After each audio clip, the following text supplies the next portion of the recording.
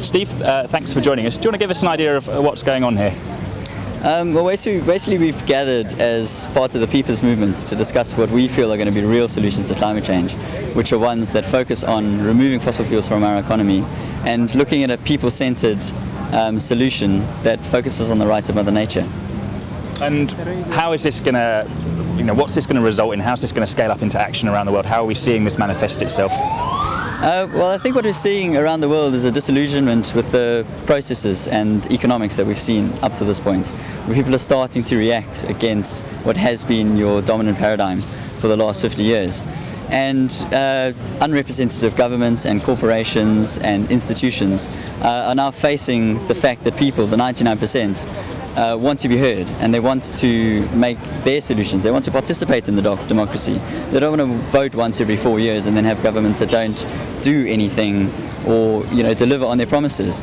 So what we're trying to do here is, in solidarity with the Occupy movements that are happening around the world and the Indignados and a lot of the Arab Spring, is facilitate that conversation and see how we can bring together that movement with a climate justice perspective, because it's the same struggle essentially.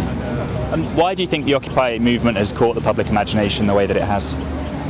I think because it's a real people's movement. I mean, it's led through young people disenfranchised, disillusioned with the process, coming together, organized in a completely non-hierarchical way.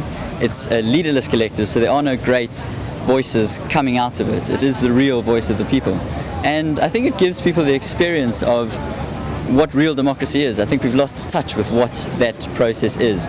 We understand democracy and we vote and we all promote it as a worldwide structure, but I don't think we really understand how it must operate and how we as citizens must participate in that process. So I think that that's where it's engaging people, is that they're rediscovering what it means to be a citizen of the earth.